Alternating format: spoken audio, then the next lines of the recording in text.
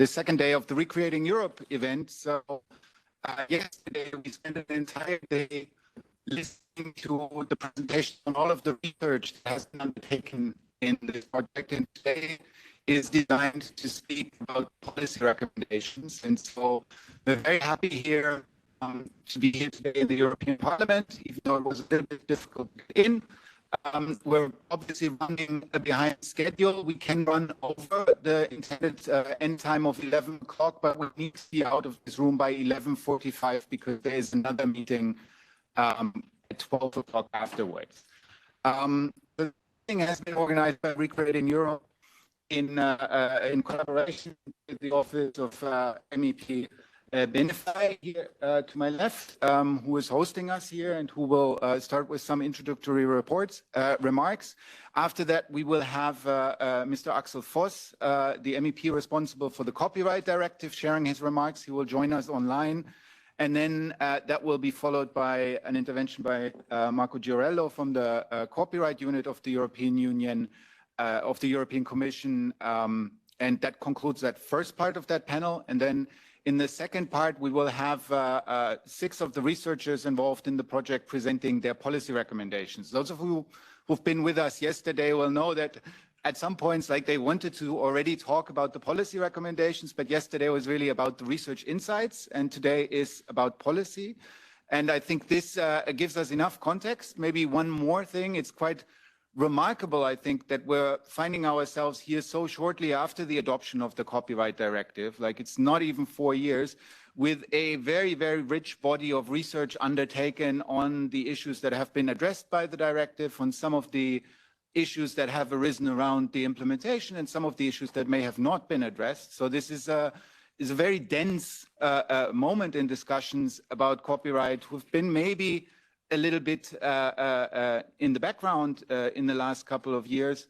But as we heard, for example, in the panel on AI yesterday, there is also areas where questions around copyright are bubbling up again with quite some urgency. So much from me.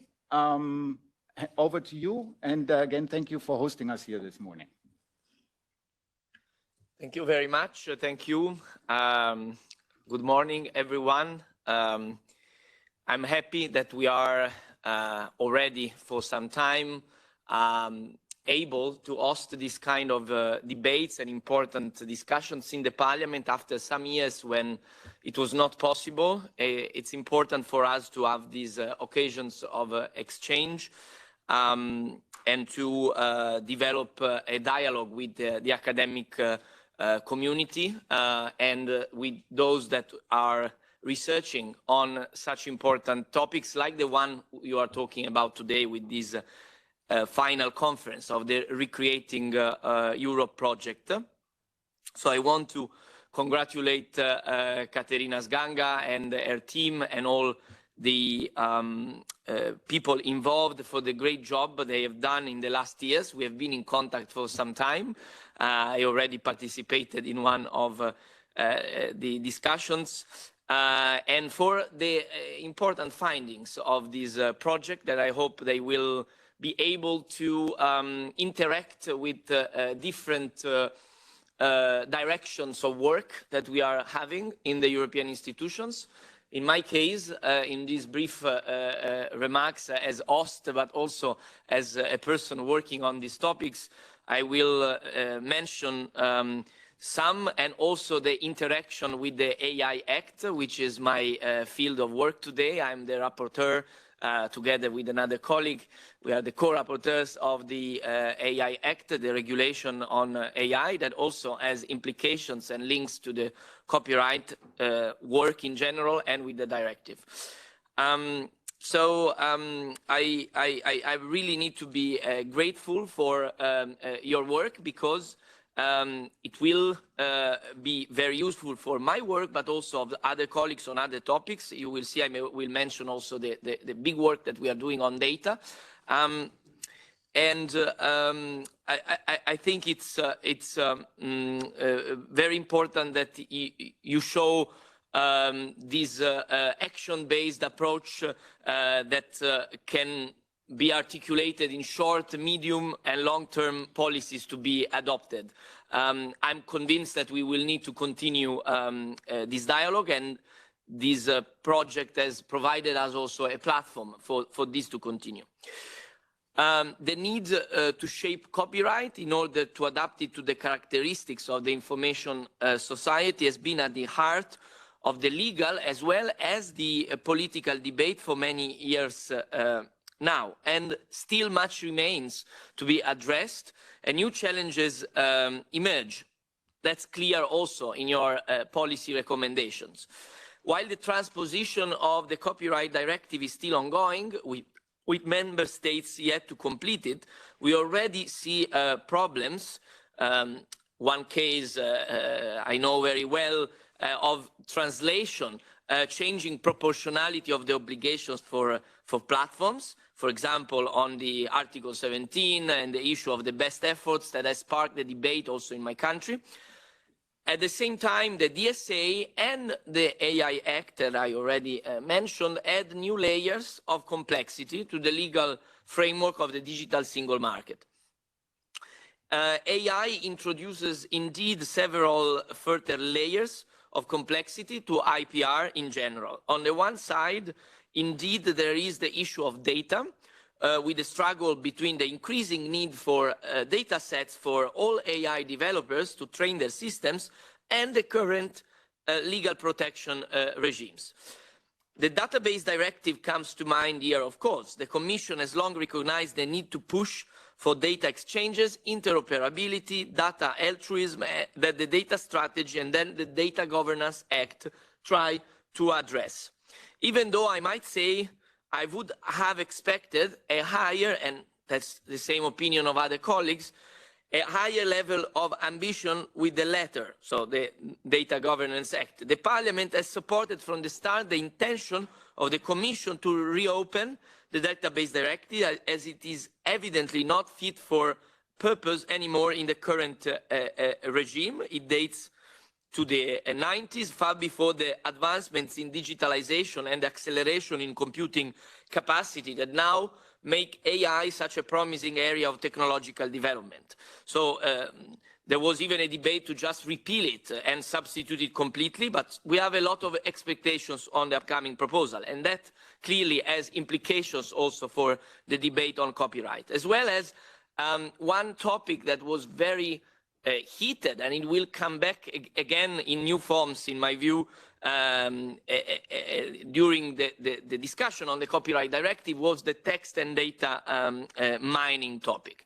I was among the most vocal in opposing the narrow scope of the exception that was in the first draft proposed, which was initially accepted by, you will hear also from him, by the EP rapporteur. You might, of course, recall the harsh debate and back and forth the EP report underwent at the time, also because of that issue. And while it's partly relieving that the scope is now not only for research purposes, but there are still in the wording concrete application problems that are worrying, especially considering the development of AI. I'm sure that we will need to continue discussing about this and working on these implications. Then there is the issue of the AI-generated content that I consider particularly relevant and strategic to address. We are doing it in these ongoing negotiations on AI Act that we are doing, in fact, in these weeks in a very strong work. Also, the colleague that will speak later is working on that with me. I am referring to the two situations, the human-created content with the help of AI and creations generated by AI themselves, AI systems themselves. The Parliament has been flagging up this problem very early. I have myself put forward amendments also in the pre-legislative phase when we had a debate in the Parliament about this with some INI reports. Now we are working on the legislative part. including one on AI and intellectual property rights, to warn about the risks of giving IPRs to AI-generated content. That would lead to distortions and the risk of market concentration, a problem that is intrinsically related to AI. Moreover, this would lead to more loss of revenue for creators.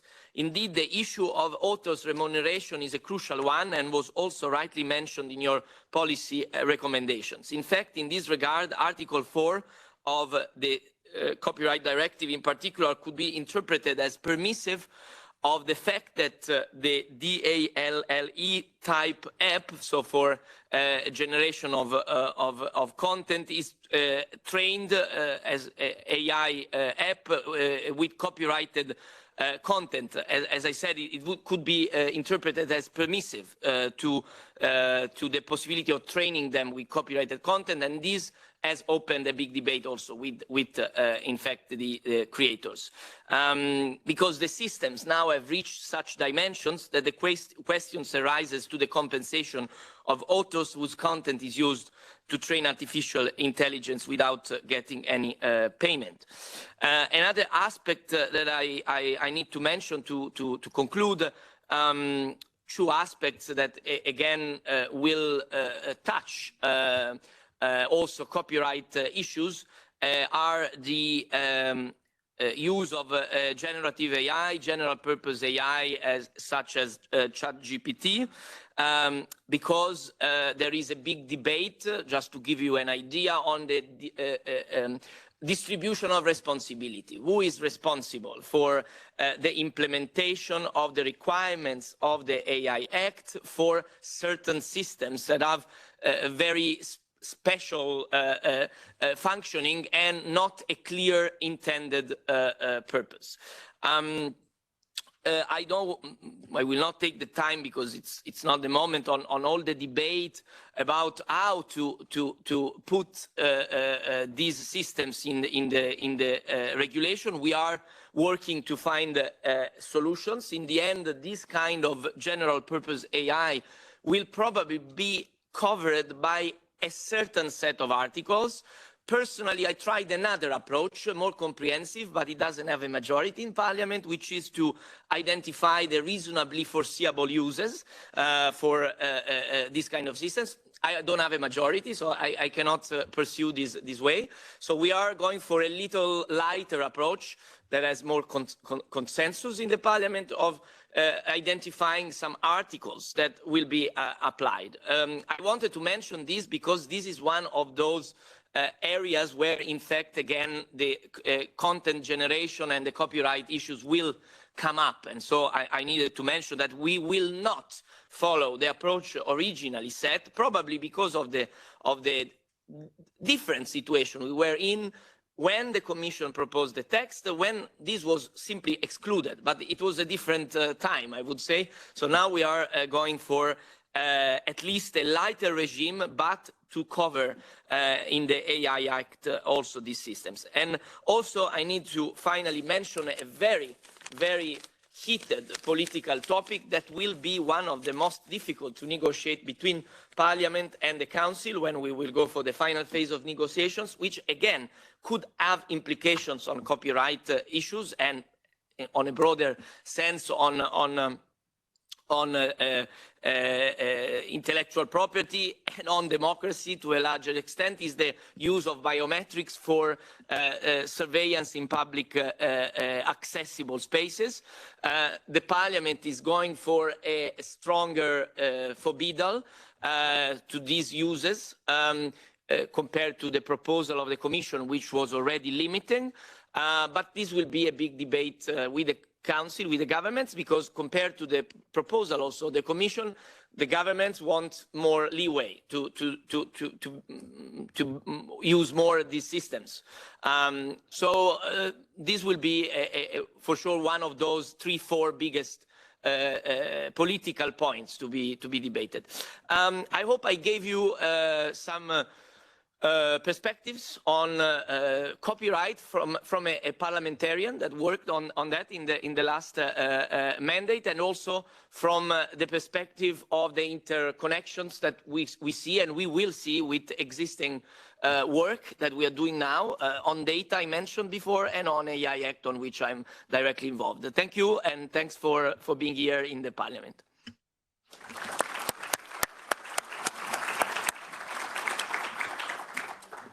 Thank you very much for sharing these impressions. Can we have Mr. Voss up on the screen? Right now?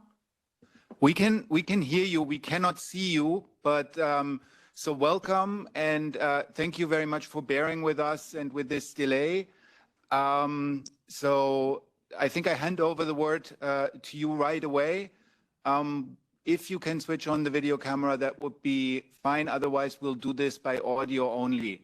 So as I mentioned before, Mr. Voss has been the rapporteur for the copyright in the Digital Single Market Directive, has put a lot of work into this, and is also now, as mentioned just previously, one of the shadow rapporteurs on the, or one of the, in the other committees, one of the rapporteurs on the AI Act. And Mr. Voss, the floor is yours.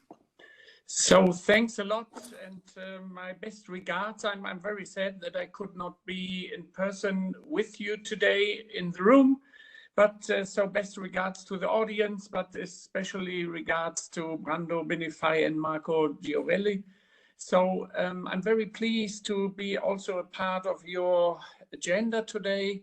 So now in these days, and I'm sorry, I think I have my camera on, so it's normally on all the time, but I'm not sure what I would have to do if I should switch this on in another way. So I hope this is also be kind of okay for you if you're just hearing my words.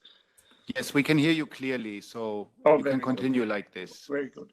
So in digital issues, of course, everything is getting more and more complex. And here we are seeing now the link between data and AI and copyright and so on. And that's why we need to have a kind of a strategy how we would like to meet the future in all these cases.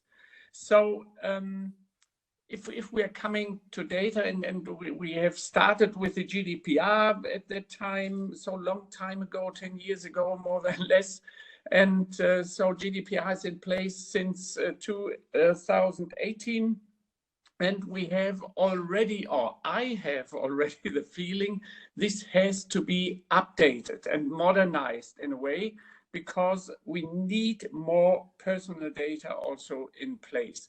And this affects also the AI regulation, because if we want to have a result out of algorithms, like saying, then it shouldn't be biased, it should be non-discriminatory, it should be gender balanced and so on, you will massively need personal data for it. So the solution here might be then the so-called sandboxes. But you see already, if we are too restrictive on everything, so we will not really a kind of a competitor to other regions in the world. So we need to balance everything a bit more better. Now, of course, in the AI situation, we have in the last week sometimes speaking about the ChatGPT dimension, and so here some of my colleagues are saying, oh, this is a high-risk instrument. I'm a little bit more relaxed in this regard and saying this is a text generator. Where should be the high risk here? And so that's why I would say we need to be careful also here in not overreacting just because it's surprising us all of a sudden. So that's why we need to come down to what is really needed to be regulated. And now if we are coming to copyright, and once again, thank you also to Marco Giorelli to also negotiate with him all the time the last years before 2019 when we decided on these already. So it's 4 years ago. And regarding text and data mining, I would say, and this is, I guess, what ChatGPT is also doing all the time, they are mining the whole internet. And here in the age of these big data, value of data is one thing, but also it's not only data, it's also not the isolation of these data, it's more than less the extraction of massively data. And so that's why we need here also the possibility. And what we have done in the text and data mining provisions in Article 3 and 4 of the Copyright Directive, this is something what we enabled. Article 3 for the purposes for research, and Article 4 for the commercial interests. And here we tried also to find this line for copyright protected works, that this cannot be taken on board if the copyright holder is not willing to open these to other purposes. So, but this has to be machine readable, and this is what we have done. And I think we are very much future-proofed already in this direction. But now, as Brando already mentioned, the challenges are ahead. So we have these generative AI systems, and if we are looking also to the more and more developing metaverse, then this is challenging already also copyright or intellectual property rights.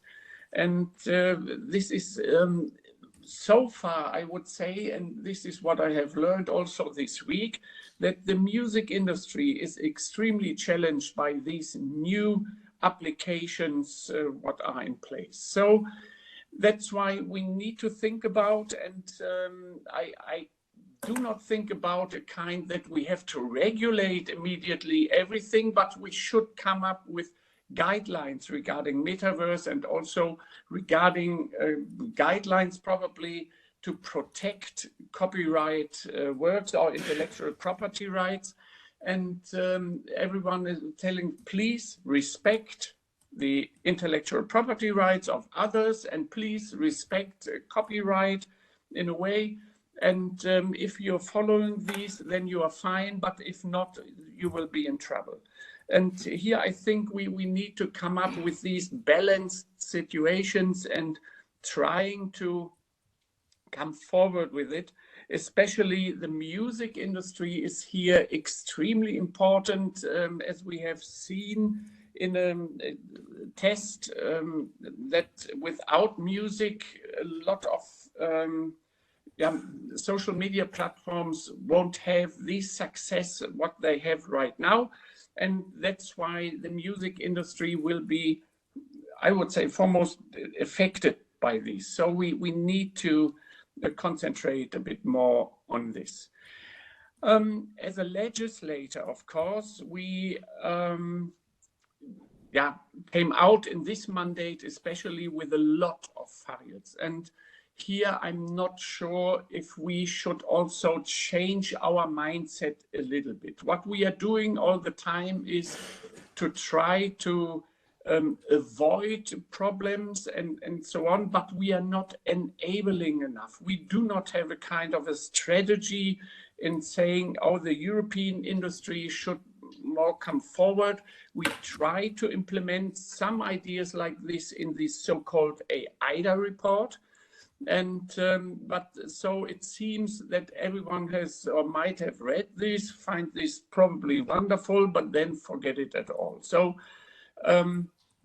this is something where I would consider we need in Europe a kind of a strategy how and I'm expressing these always in such a way, how to survive in a digital age. And this, yeah, we can be better at this. But if I would, yeah, wording this more stricter, then I would say we have to do here a lot more. Otherwise, we won't be a kind of a competitive region enough. So, and here we have some aspects also what we should have in mind. The first one is it's not enough to come up with one file after the other. We need to have a strategy in place. We should have priorities in place, and we should also change our mindset in a direction that we should have also common projects, so European projects instead of national ones, because I can't see that we won't succeed in a way in a global dimension, in a global context. Also, what I'm still thinking is if we're coming to the governance structure, that we need probably to link all what we are asking for in DSA, in DMA, in the AI Act, in the Data Governance Act, in the GDPR. We are asking for this governance. I think this has to be, or we should more emerge this in a way that we might come to a horizontal approach, and that we can balance better competition and data protection, for instance, so individual rights. And we have to have in mind that we should do already something regarding the values, and I would always say Europe has to provide or can provide to the world something if we are linking values to technology, but it has to be in such a fast track that other regions, without linking the values, are on the same development level. But if we can't provide this, then we might have already a kind of a disadvantage. So we need to be to do something beforehand, before everything is developed already. We need probably to more Europeanizing all these projects. And we need a legislator who is flexible enough, who is not that hesitant like we are already, and we should more be encouraged in updating also our existing provisions already, because the digitalization is fast moving forward and we can't catch up with this. So we shouldn't be too slow. That's why, and if we're coming back to the, let's say, copyright or intellectual property rights, especially copyright, we have to have in mind that there will be robo-journalism, there will be robo-music, there will be robo-text, and so on. And here also we should think about, and this is also something what we have discussed at the time at the copyright directive, live sports events, the piracy, this live piracy issue has to be tackled in a way. We need to come forward with this. And also still, I think we need also to Europeanize more copyright. So far, this means our member states should not be stuck in these thinking of the last century, that they are all proud of their traditions in copyright and so on. I think it's time especially to come up with more Europeanized also copyright provisions. And here, this is something what I would say, what we should have in mind for the next mandate. So I'm very excited already what Marco will provide us in this direction, if he's telling also about the upcoming copyright ideas. So this is what I have in mind all the time. I still think text and data mining, what we have done, is somehow future-proofed. So I haven't heard anything so far regarding some problems. And I see so far AI and the AI regulation, what we are doing is not really something from my point of view that we are very much enabling everything. We are complicating these, so this will be too much to die, but too less to survive in a way. And here we have to be careful that we should more enable in digital issues and in data issues, of course, because data are the oil of everything.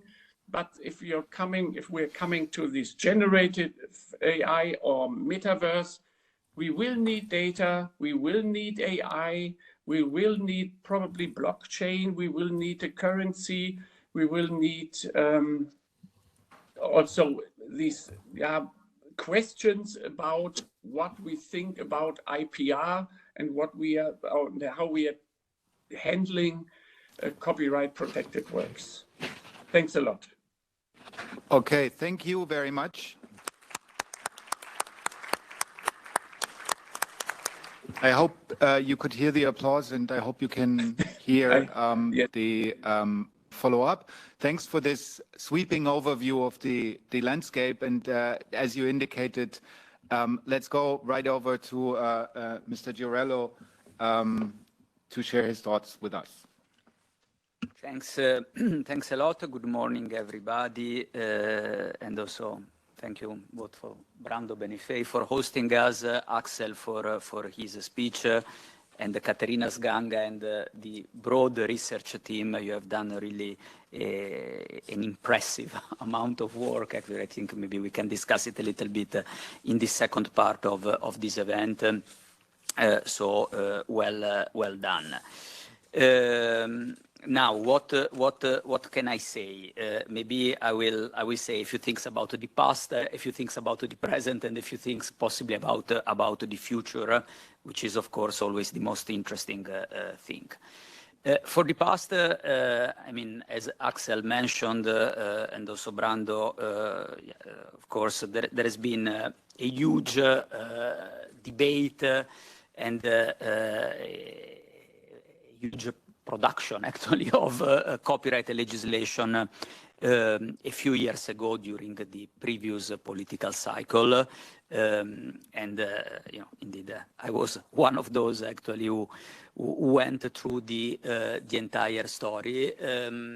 Actually, I think that you know what I've been saying for many years, so that copyright is in fact increasingly becoming one of the keys to the regulation of the internet, has been proven even more true, you know, over time, and as shown by the two interventions that we have just heard. So now we are talking about interactions basically with everything in the internet economy.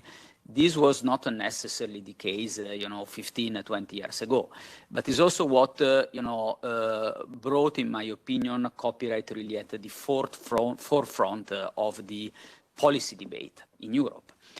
So I think that, you know, 15, 20 years ago, this was an important area of intellectual property, but I had the impression still a relatively niche, if I can use this term, topic. And now, when you talk about copyright, you cannot refrain from having links basically to a lot of other aspects which really form the internet regulation, and in the end I would say, you know, at policy level, then the European model basically of the internet. So and it's something that, you know, I felt increasingly over the time. I think it's also something that made the copyright negotiations particularly difficult, basically, because of course we were talking about fundamental rights, we were talking about artificial intelligence already at the time, we were talking about a lot of other things, and of course the need to find a balance between different interests, which is sort of, you know, a key aspect in the lawmaking in this area. And I think we are seeing these things, you know, even more. And another word, you know, that about the past and what we have done basically so far, I think also that, you know, to some extent, the copyright reform has been the first real attempt to do platforms regulation, basically at European level. And also this explains to some extent why it was so difficult basically to find a balance and to agree on a final text. But I wanted to hope that to some extent we were a little bit, icebreakers towards then, what came afterwards with the DSA, DMA, Data Act, AI Act, and everything else, because I think we were the first actually to try, to do bold legislation in the new internet environment.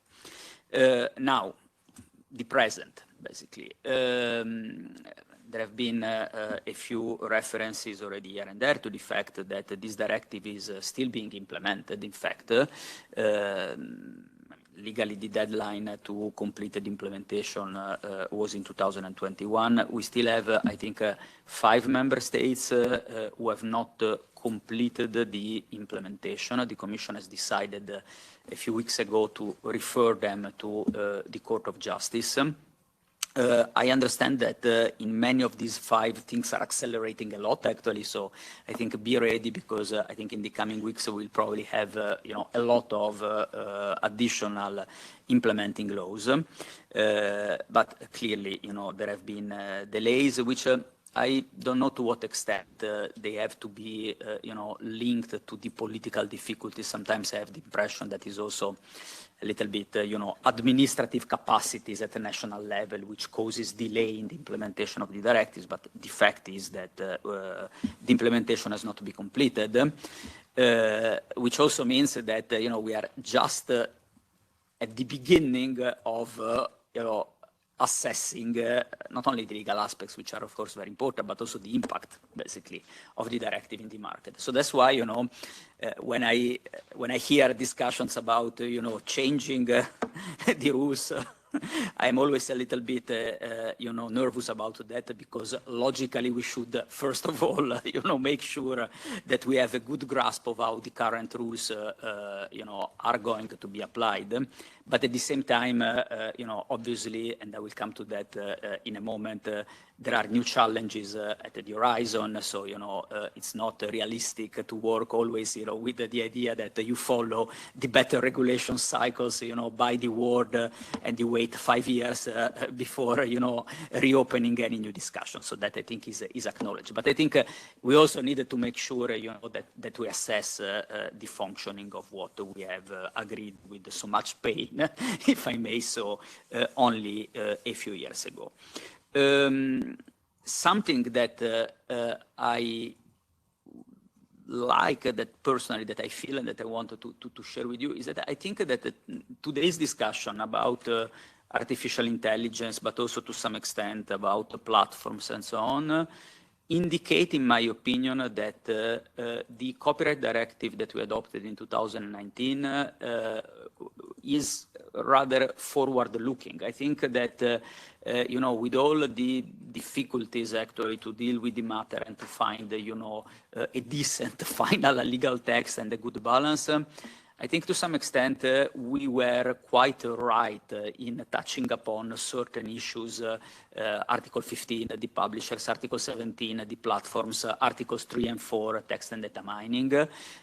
Now, maybe everybody will not agree that anything is not perfect. That's part, of the game. But I think that the having focused on this matter proved to be the right decision, basically. And I feel like that personally. I mean, of course, there may be different opinion, but I think that this helps a lot, because somehow we have at least some parameters now to deal with the new challenges, be it artificial intelligence, metaverse, and everything, that will come.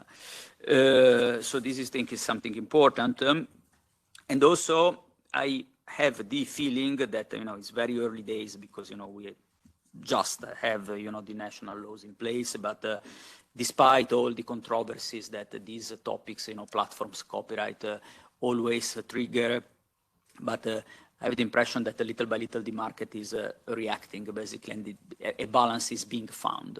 Maybe more for Article 17 than for Article 15 at the moment, but there are a lot of things that are moving also in the publishing sector.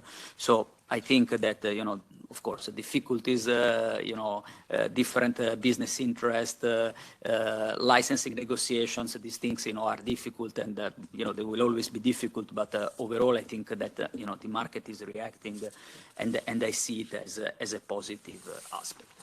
Now, the future, but I think, frankly, the challenges have been mentioned already. Okay, artificial intelligence is clearly one. Generative AI is definitely something that we see it, has an impact on copyright, has an impact on artistic creation. That's, I think there is no doubt anymore about that. From our side, we tried to prepare a little bit the ground because already 3-4 years ago, actually, we launched a study about, among other things, it was copyright and new technologies, but there is a big part about copyright and AI. I think that to a large extent, this study can still be useful, basically, today. Our, let's say, understanding of the matter is that, as the law currently stands, works of art which are purely generated by artificial intelligence are not protected by copyright. There may be a discussion, when there is, AI-assisted creation.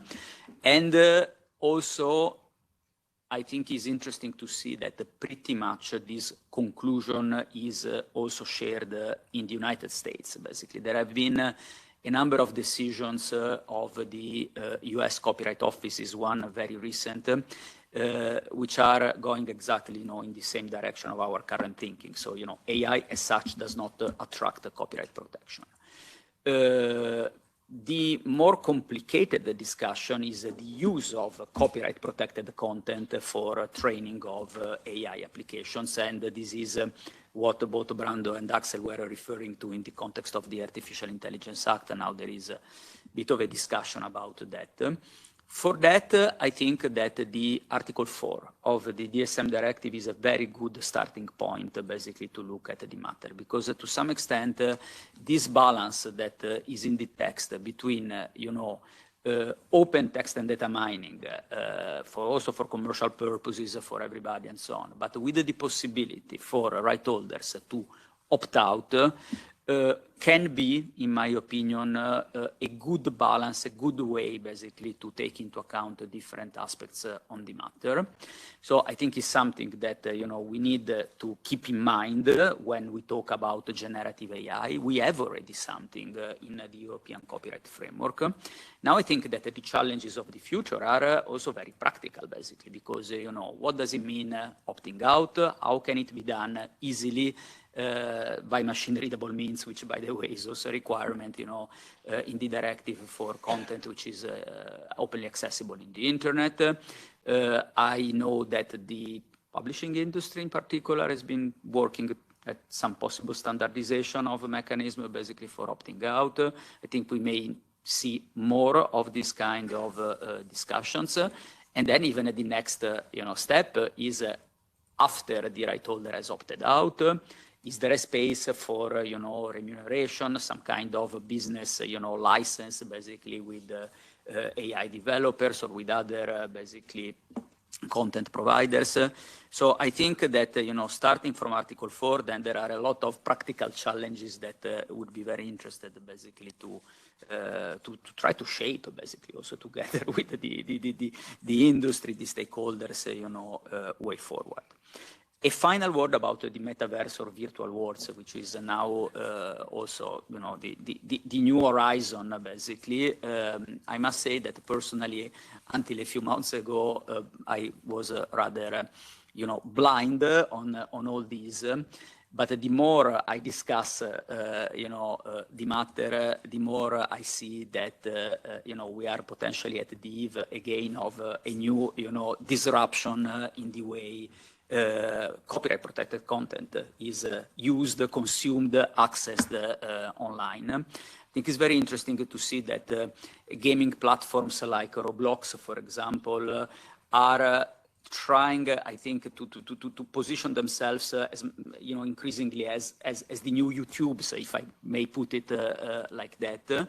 We recently learned, for example, that, that there have been already actually for the last couple of years, a few experimentations of live concerts, for example, in Roblox, where, obviously the music right holders have managed basically to conclude the licenses for the organization of these concerts, which, they are available in YouTube. Actually, I was looking at some of these things, a few days ago.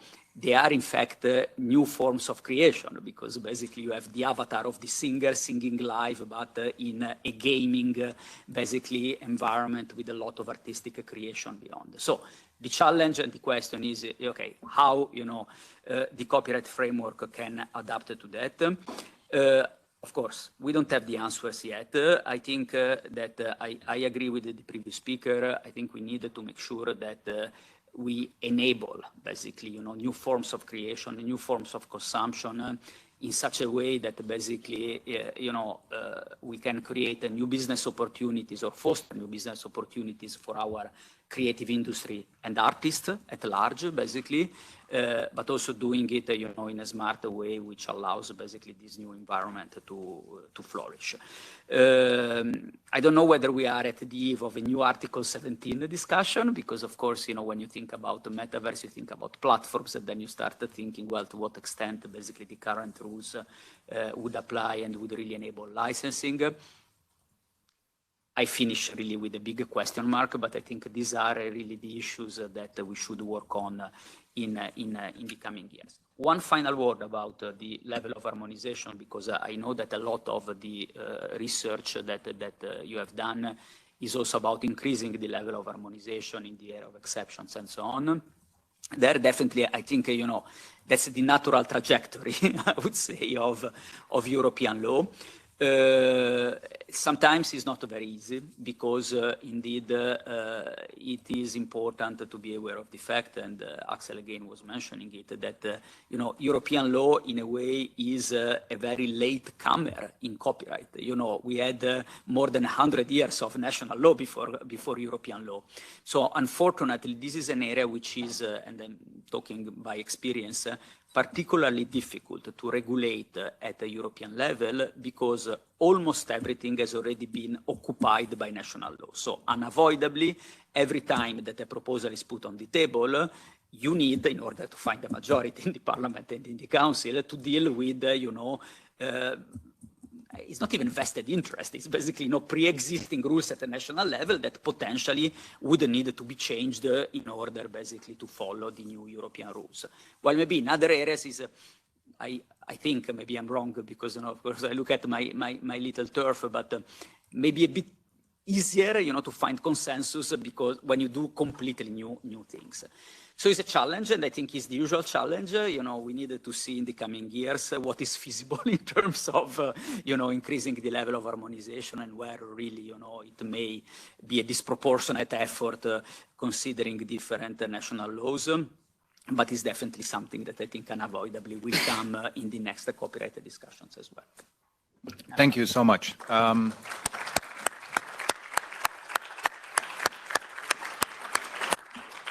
So we are right on time with 45 minutes delay. So we have 1 hour left until we need to leave the room, and we had 1 hour allocated to the next panel. So I would ask the research representatives, the 6 representatives from the reCreating Europe panel, to come up here. You probably can best move to the front row. And we'll start as soon as they are sitting here. Like, I think there is, yes? Just sit wherever you, like wherever, like to the left and to the right. Like, I think there's 3 seats.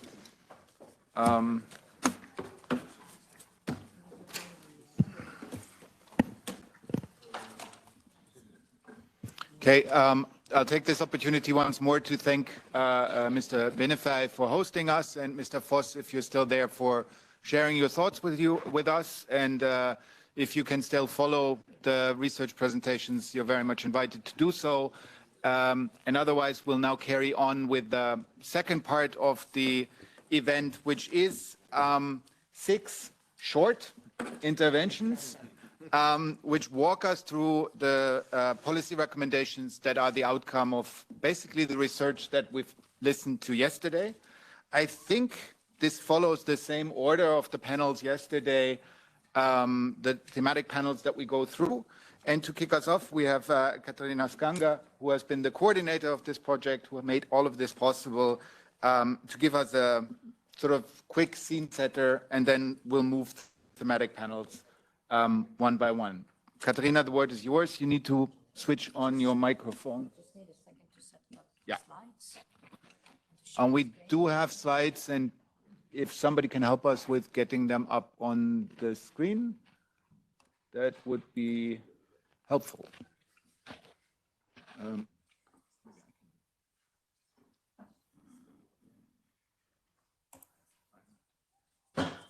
Can somebody? I am here. Yeah, but we need you on. Yes. Yes. And I need to unmute it. Don't unmute No, myself. don't unmute Don't even try. And just 1 second to check.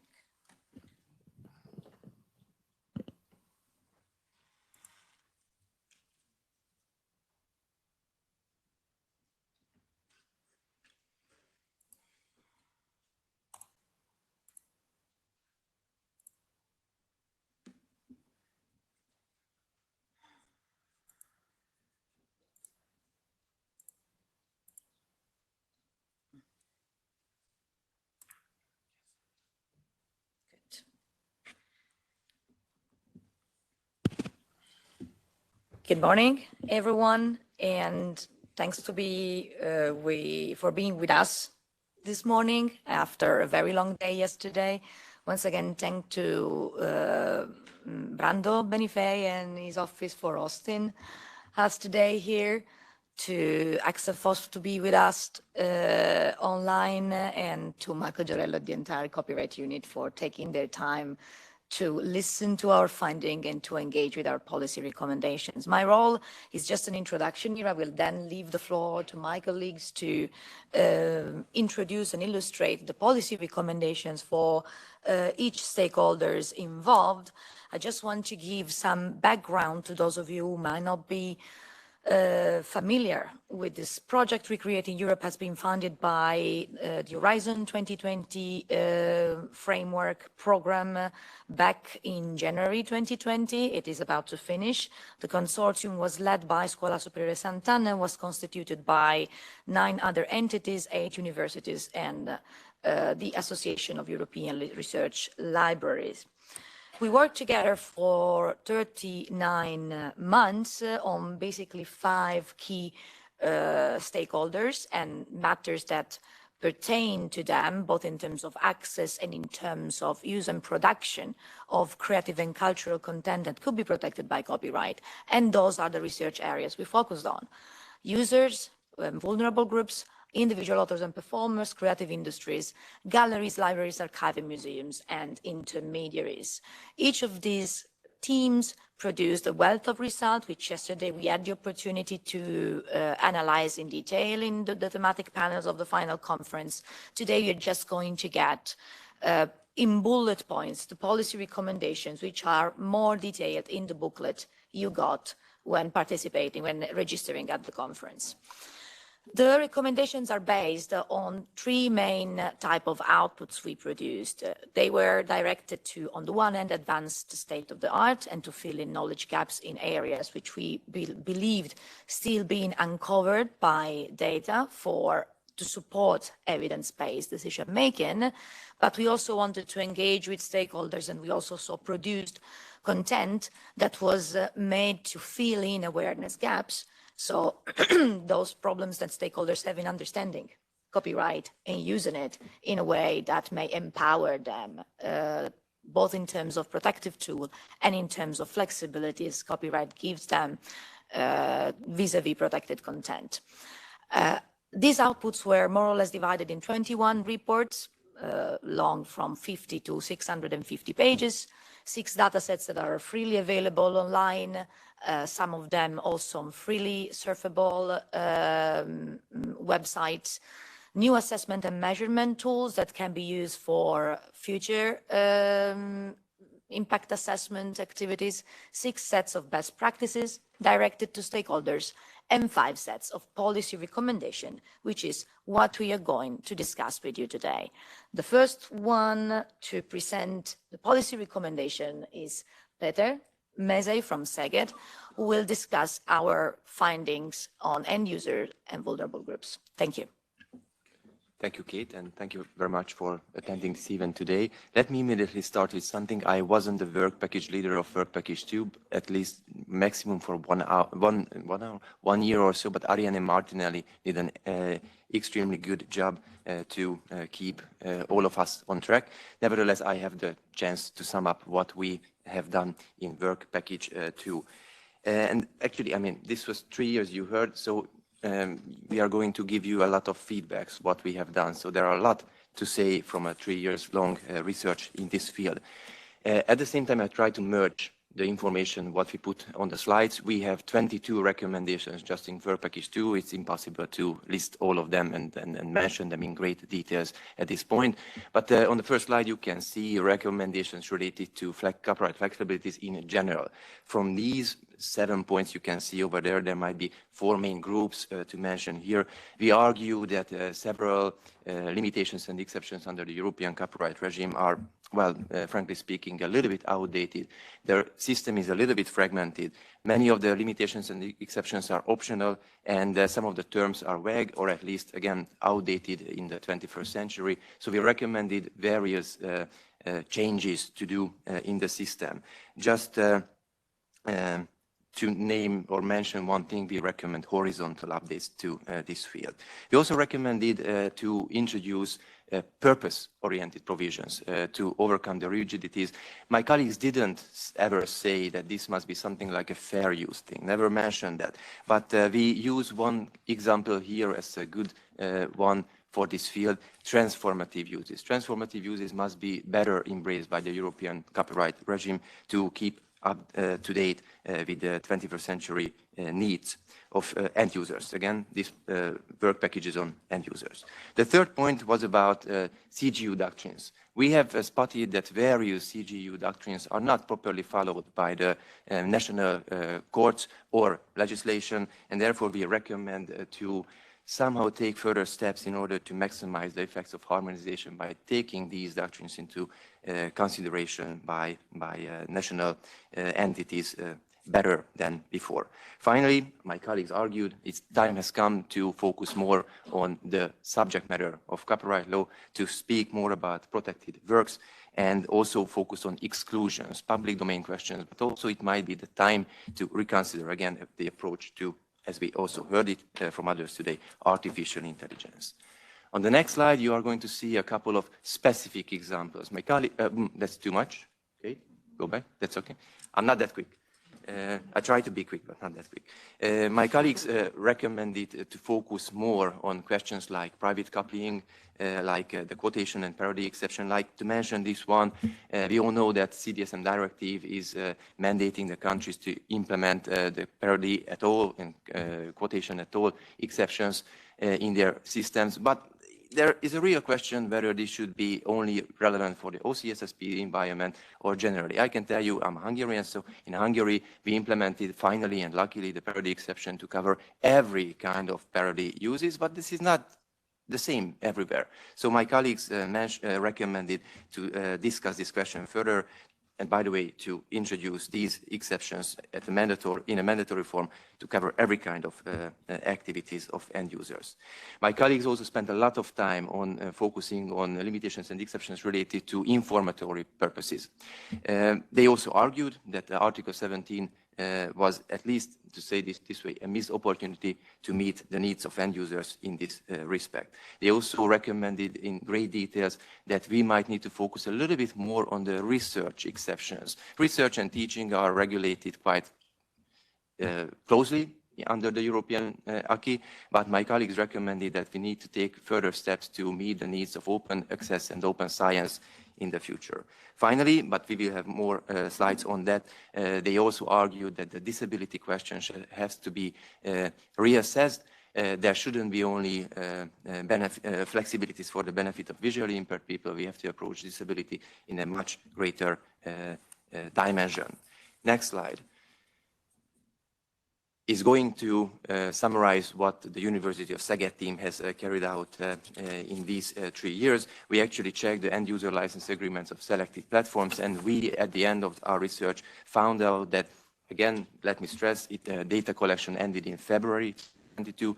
At that point, we noticed that the majority of service providers did not comply fully with Article 17 requirements, especially with respect to the liability question, as well as the exceptions and the procedural safeguards questions. We also spent some time to argue that looking at following the analysis of the end-user license agreements, we believe that it might be time to reconsider again the UGC question, because there is much more options for end users over the platforms stemming from the end-user license agreements than what the law practically speaks about. Next slide. There was a very important part of this work package focusing on vulnerable groups, not only visually impaired people, but also minorities.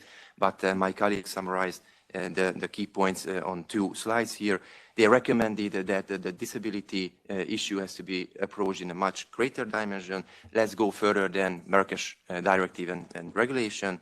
And on the other hand, they also recommended that it might be time to take further steps to leverage copyright questions as well as other accessibility norms of the European Union. Next slide, please. On this slide, you can see that my colleagues also recommended that there are still a lot of barriers stemming from copyright law with respect to vulnerable groups. They mentioned educational questions, minority languages questions, financial barriers, privacy issues.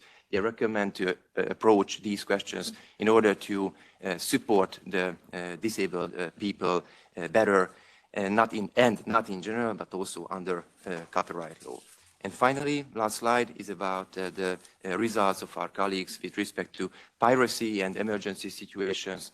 They have found that there is a really important correlation between the use of contents as well as emergency situations. They also found that, well, in some sense, this project was quite lucky to have the COVID-19 pandemic to at least test this question, but they also reached the conclusion that looking at this specific emergency situation, the changes to this field seem to be at least temporary. But I would personally add that, of course, we have to get ready to be emergency proof with respect to contents available online, so to tackle piracy in the future as well. I'm not sure how much time I use, but I must certainly finish here.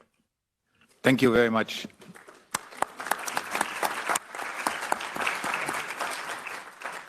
And we'll quickly go over to Thomas Margoni from the KU Leuven, who will speak on authors and creators. Thank you very much, Paul.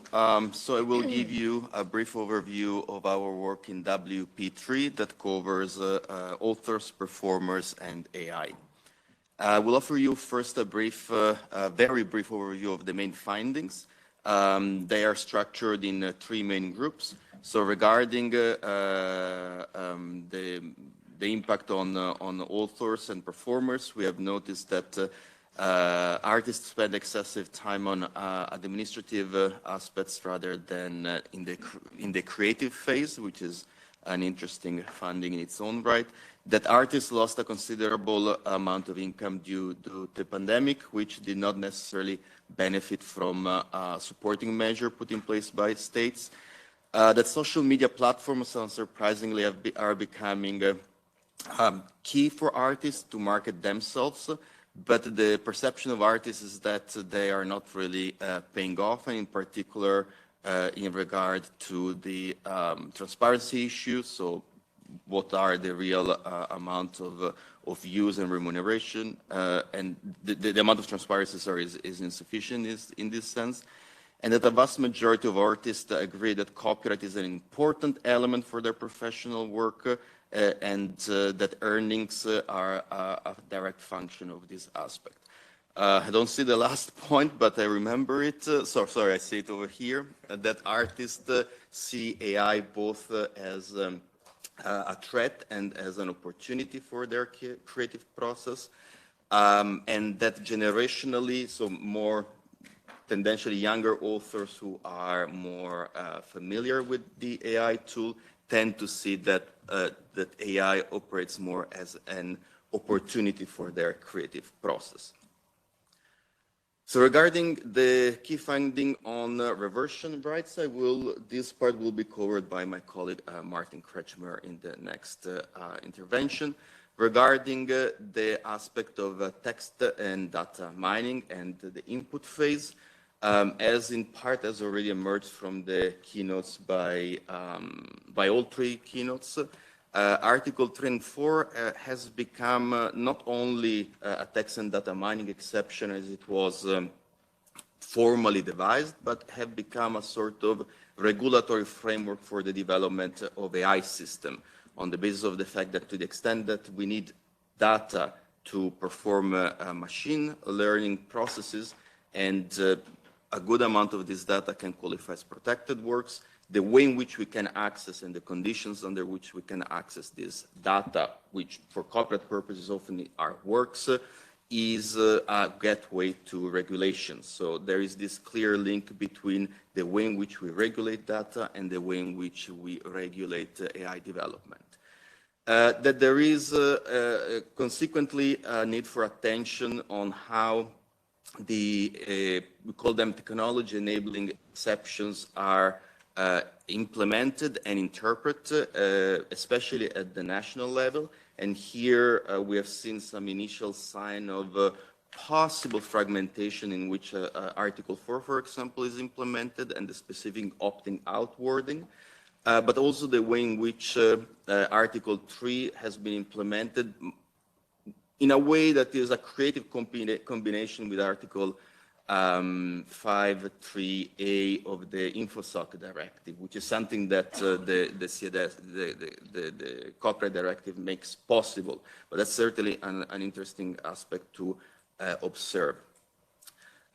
We fear that because in some other countries, text and data mining enjoys broader exemptions from copyright law, this makes the development of AI system more costly in the EU, and this can have impact in the form of regulatory competition by driving incentives to develop AI tools in a cheaper legal system, and we recommend that this be further analyzed.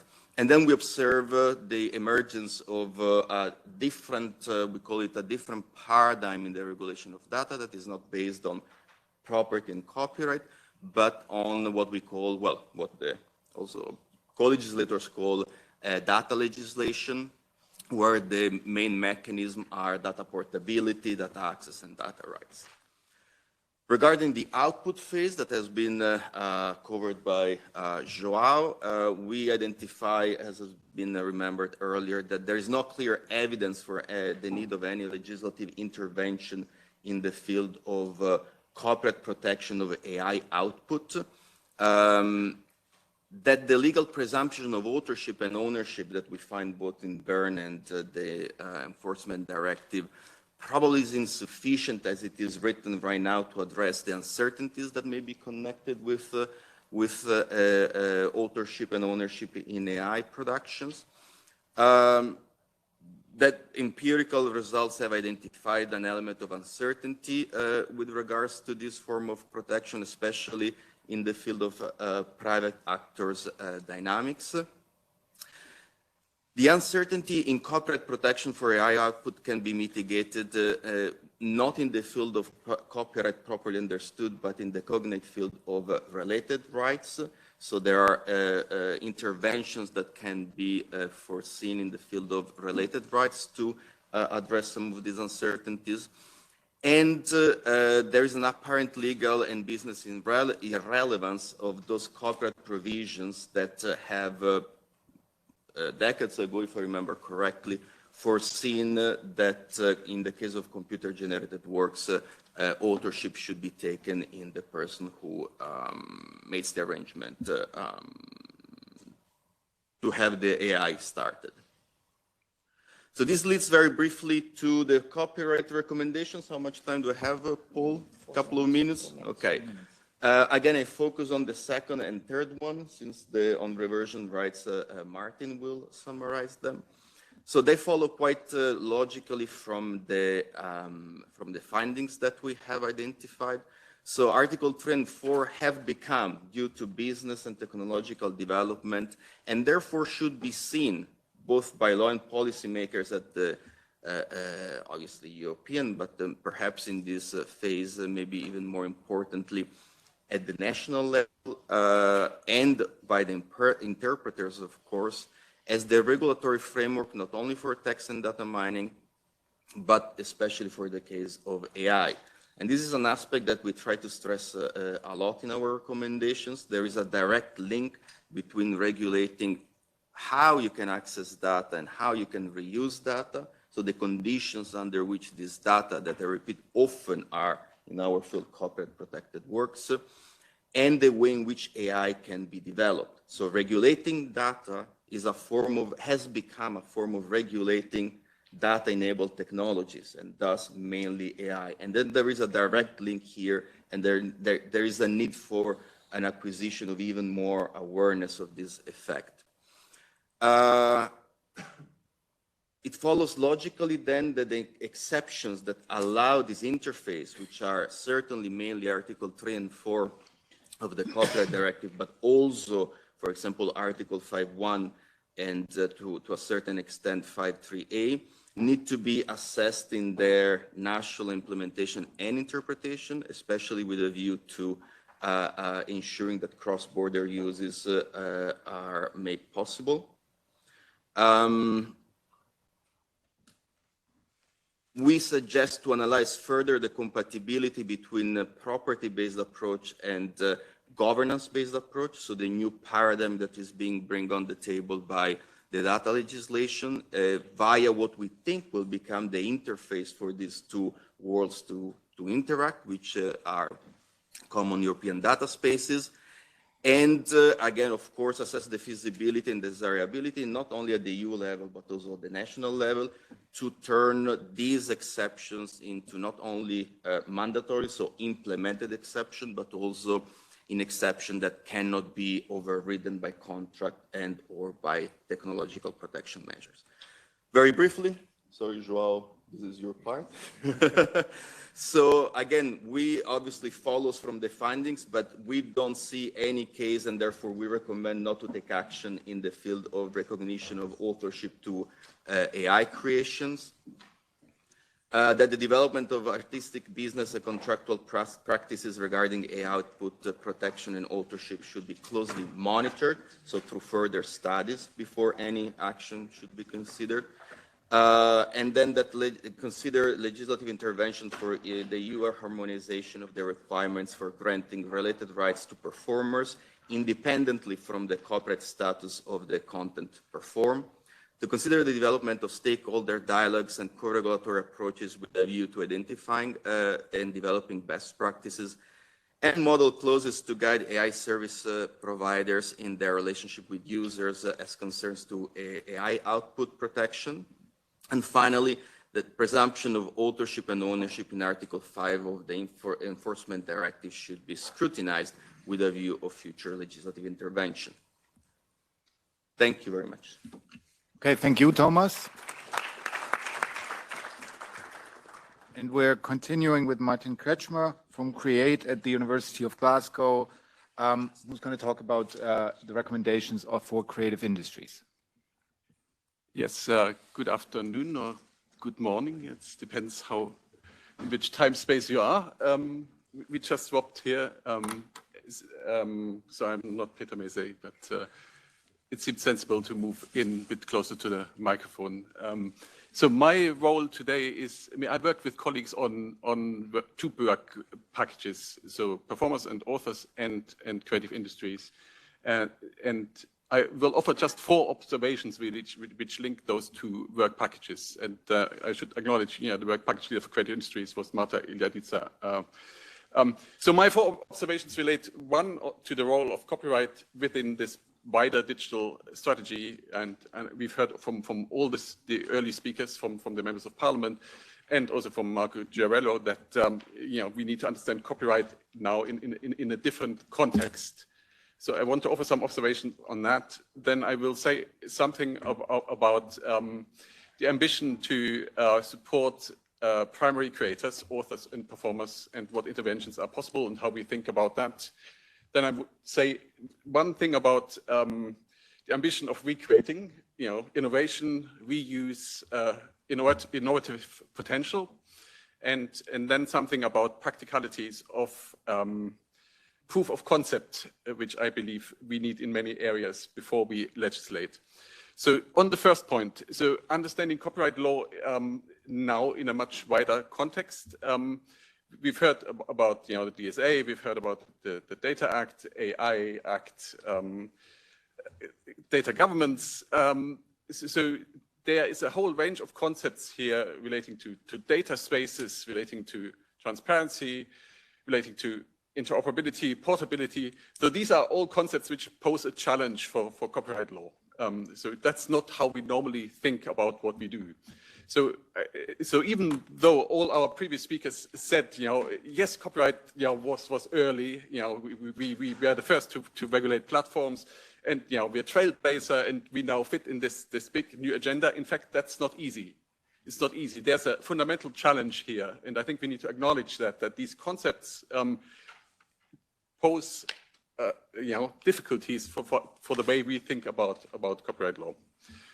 So the second point on fair remuneration. So Chapter 3 has been of the Digital Single Market Directive has been discussed very little. There was more or less consensus that it was a good idea to help primary creators, and in the implementation, it's also quite neglected.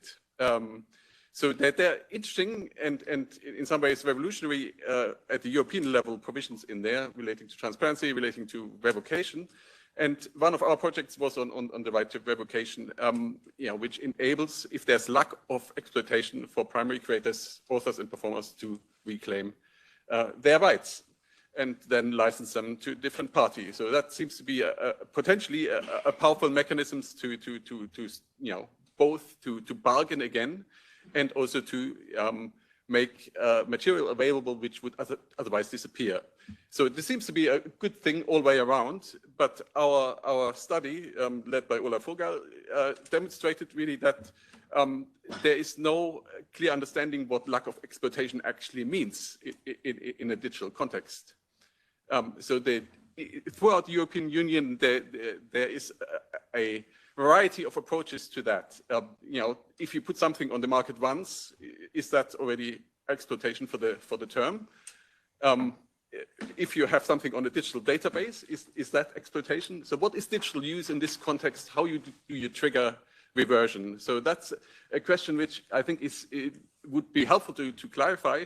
And there's also a lack of awareness in member states about, among primary creators, that these provisions are there and how to make use of them in their own national contexts. So there's a need for communication and about the laws which are already there.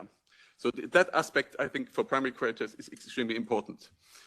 Now I'm moving on to the potential for reCreating, so for innovation, reusing materials. We done a number of studies here which relating to what we call best practice codes. So where rather than narrowly being risk averse and not using material, you in a sector, in a specific setting, stretch the interpretation of what is possible and what's not possible. And the 2 sectors which were studied by Stefan Gompel and Bartolomeo Meletti were documentary filmmakers and immersive cultural heritage. So, virtual worlds really in a GLAM context.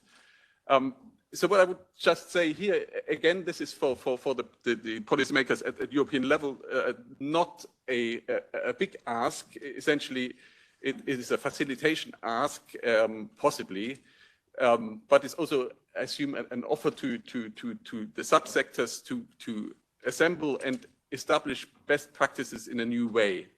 So documentary filmmakers, for example, overpay or don't use. It's a very simple kind of finding, but it's too expensive to license, and often using the flexibilities which are available, which we have identified, that's really an open opportunity. Last point, so what I call proof of concepts. So there's one way how one could improve the bargaining power of both primary creators and, I assume, independent producers is changing the way their data is treated by the streaming services they interact with. It's very different for music than it would be for games, as it would be for ebooks. So there's not one rule for all, but the inspiration here is the idea of open banking. So if you can switch bank accounts, and with not in all member states, but it's possible in many, through trusted third parties, taking all your direct debits, all your previous setups on an account to a new account and feed it back. So that it requires technicality. It requires, a trusted third party which operates potentially sensitive data. But that approach would fit very nicely with the idea of European data spaces. So one suggestion we make is that one should conduct in the longer term feasibility studies about switching streaming providers. Last point, I'm at the end. So there is a resource called copyrightuser.eu, which we developed as part of this project, and which we hope to sustain, which enables you to get a overview of how copyright law works as a structure. So if you are not familiar with copyright law as an archivist or as a performer, you would have an orientation point to understand what the European legal landscape offers. And we hope to sustain this. And again, I think as a policy recommendation would be to find means of supporting European projects of this kind. Thank you.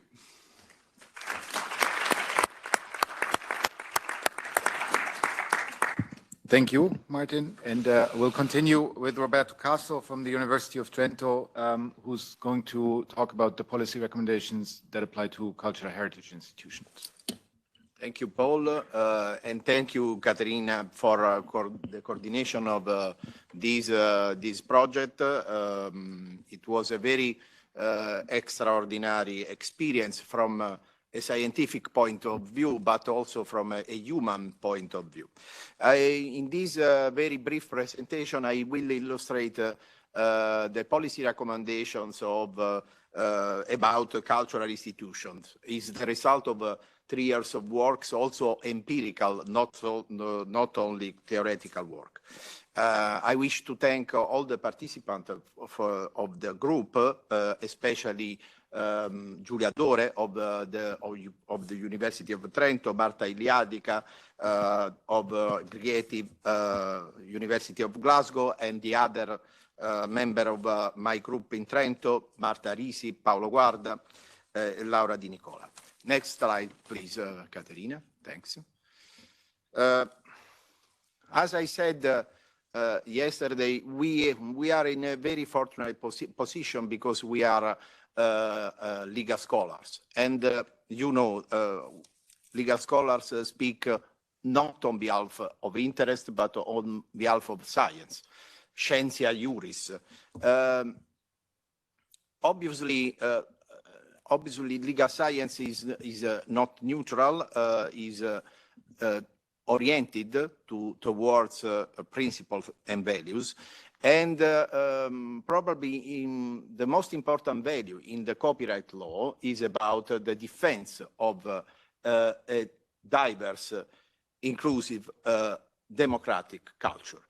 And from this point of view, cultural institutions probably represent the last line of the defense of this kind of culture, because as many speakers today mentioned, we have a lot of problem in the digital dimension about the concentration of the power in the hands of a few commercial entities.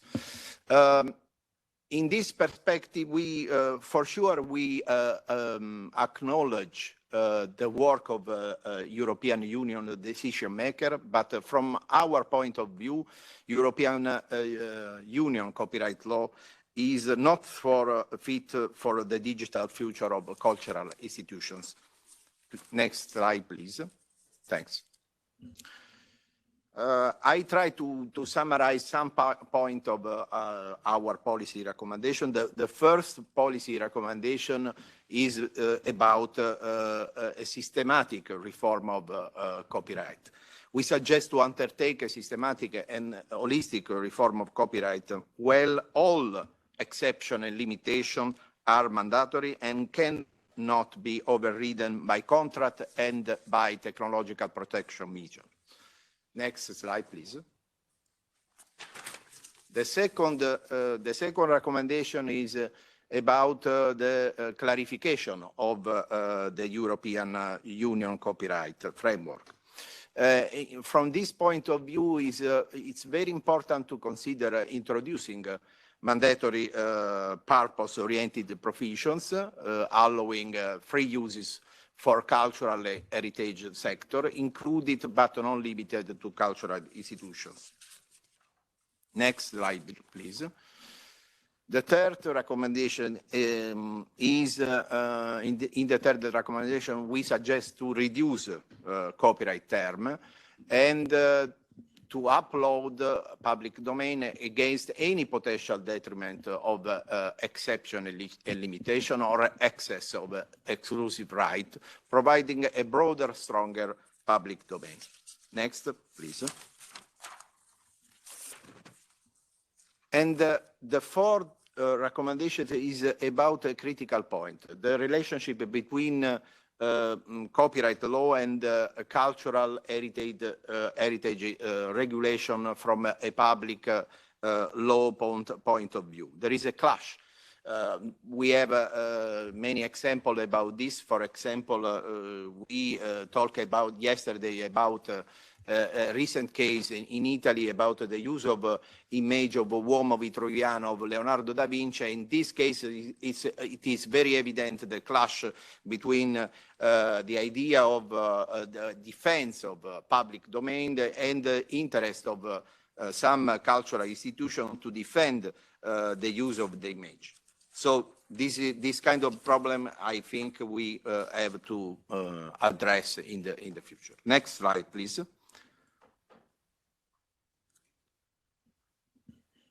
The fifth recommendation is about the relationship between cultural heritage institutions and data regulation. Our idea is to suggest to make all cultural institutions data and metadata open by default, and this implies the amendment of Open Data Directive. The last recommendation, and the last slide, please. Obviously, all these kind of possible reform are useless without guidelines about the copyright law, because copyright laws became more and more complex, also in the relationship between copyright and other regulation. So I think we need to invest in the guidelines for legal actors and stakeholders to interpret norms ensuring a fair balance of fundamental rights. And we have probably developed a new kind of education for people who work in the cultural heritage institutions, a lifelong education and training to help cultural heritage institutes to manage such as complexity. Thank you. Thank you so much.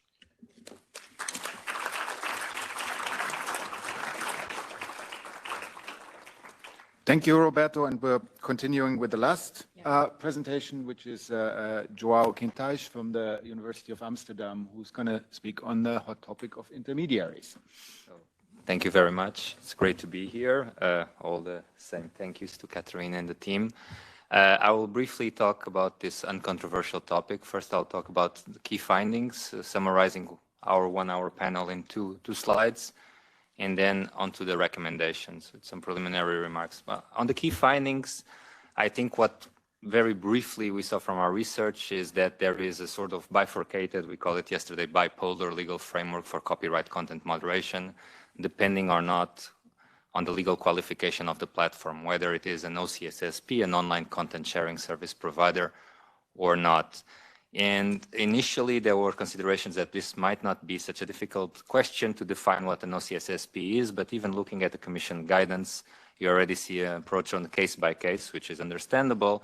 But looking at practice, if you talk to lawyers, this is actually 50% of their business now, is to tell websites or not whether they are OCSSPs, at least the ones I've talked with. So it's more important than we talk, and it will have some implications I'll talk about in the recommendations. Other aspect is that there are fundamental rights constraints to how we interpret Article 17. Those are around the topics of how to define user rights and the implications that fundamental rights have as regards the limited scope of what can be ex ante filtered, but also the role of complaint and redress mechanisms. Our research also identified certain regulatory gaps regarding types of content moderation actions that are not covered by the EU copyright framework. And then I think the policy decision here is whether or not to do something about this, because some of them are quite relevant from the perspective of creators, for example, as regards monetization, and others where we think that you really should do something about it as regards transparency and data access. At the national level mapping, what we have far, and this is part of the assessment that Marco and his team will have to do going forward as implementations roll out completely, and as you see the effect of implementations, is to what extent, at least in the letter of the law, inconsistent national implementations will have, and how they look at the guidance and how they look at the Court of Justice decision in Poland, what type of effect that will have in practice. And for sure, like our speculation is that preliminary references will be flowing to the Court of Justice in the medium term, and that will obviously also shape national interpretations. Now, on the empirical side, what is very clear from our study, longitudinal study of basically from their inception until last year, platforms, a number of platforms, including the main ones, terms and conditions, is that there's a sort of dual situation of on the one hand, terms and conditions have become more complex and more opaque, and on the other hand, that has coincided with this phenomenon of platformization and concentration. And our insight in that research, or it confirms this idea that these are also tools for platform power, and we should be looking at those, because in practice it might be very nice to regulate platforms, but if we don't understand what they're doing, both with their rules and their content moderation systems, that might not be worth much. From a normative standpoint, we try to point directions into which we can, building on Article 17's framework and the DSA, how we could look at copyright content moderation in the future, and focusing on mitigation, as Sebastian in particular talked yesterday, rough justice approaches, focusing on decision quality, but also looking towards the future, in a future where you have more and more AI tools involved in content moderation to assess contexts, what kind of effects the underlying data set might have in terms of bias carryover. So this is a bit more still in the experimental stage, but you already see it for other types of illegal content or lawful, but so-called lawful but awful content being used, whether or not copyright can learn something from those fields. And finally, I think our main call in the end is, from both a normative and empirical research standpoint, is the fact that we use quite sophisticated methods and has a lot of resources, but we still were stuck against the wall of lack of quality data and access to data in order to make proper research. And if we are faced with that problems, I think the policymakers are also faced with similar problems, although you have other means of access. So it's important to think looking at the DSA, for example, how can we actually basically supercharge those data access clauses in order to make them useful also for in the copyright field? Now, these were the key findings. I think we then go to the recommendations. Now, I think it's important to explain our recommendations because they have also some premises, right? What we try to define, we throw a lot of recommendations out there with the idea that they both are interpretative aids, but also allow different types of actions by legislators, courts, and policymakers. But then we also try to focus on feasibility. So we actually do not talk a lot about in our work package about legal reform because we just gone through a very painful process, as Marco mentioned. And we also try to offer different options so that you can, in a way, policymakers have to assess it's their job what to do and what not to do, right? In the ideal world, we could do all of these things. In a non-ideal real world, we might choose some of them. Now, there's also this important focus on the EC guidance review. We say a lot of things about we should or could reform or revise the EC guidance, the Commission guidance on Article 17. And the reason we do that is because the guidance itself provides that opening. So from our perspective, this would be an ideal tool to do that because, in fact, the Court of Justice decision has some elements that we think, in our view, are clarifications or expose some inherent contradictions, or not contradictions, but I think other interpretative choices that could be made here vis-a-vis fundamental rights compliance. Now, this is sort of to frame it. We cluster our recommendations for these purposes into 4 groups, 4 buckets: clarification and fundamental rights alignment of Article 17, relationship with other EU law instruments, regulatory gaps, transparency, and data access. And this matches more or less our conclusions. Now, in terms of clarification and fundamental rights alignments of Article 17, this is the laundry list of what we think, both in the guidance, but especially in national law and national interpretation, needs to be taken care of, right? We need to define better what OCSSPs are, if we can. We need to have a broader recognition of user rights and national interpretations. For example, the Portuguese proposal includes quite broad user rights, although it has not been talked a lot about. I don't know how it got in there, but it's quite impressive. Other national laws don't do so. And how to implement and operationalize it, we also have to think about this. It's very nice for the court to say we have user rights, but what we do with those in practice. Do they qualify as substantive rights? Do consumer law, the consumer associations or the other groups have actually a right of action on this basis? Also, really important to clarify the complementary role of complaint and redress mechanisms. Some national laws do it, others don't. And also be clear about the permissible preventive filtering limited scope, because the court says it, the Commission had already hinted at it or said it although in broader terms in the guidance. But if you go to national discussions like I was in a few months ago, there are still a lot of people trying to defend at the national level that it's possible to have much broader preventive filtering than what the court says. So this needs to be closely monitored. Now, on the relationship with the other EU law instruments, we have a lot of recommendations about the DSA. What I wanted to flag here, other than the complementary application of the DSA to Article 17, is what was mentioned in the panel yesterday.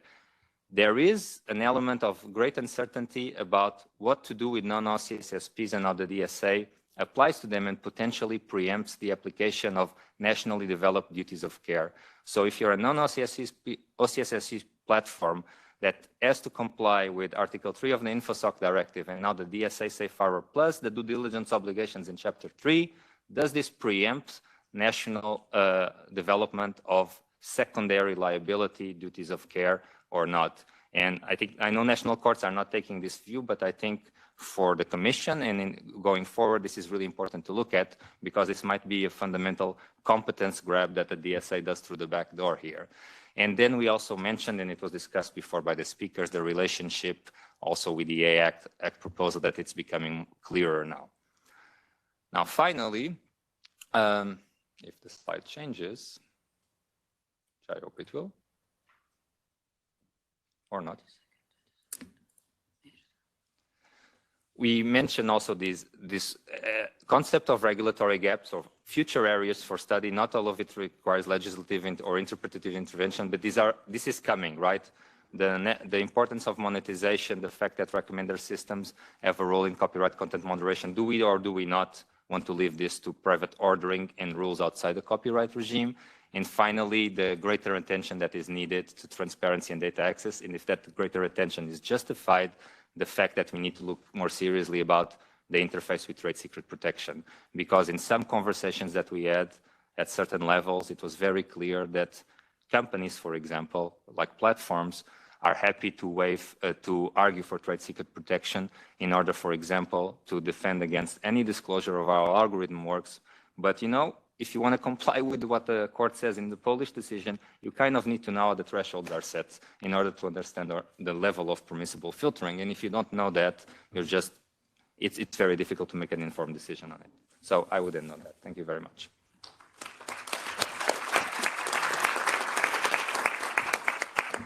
Thank you, Joao. So we've been informed that we need to be out of this room at 5:30, which leaves us with about 5 minutes for questions.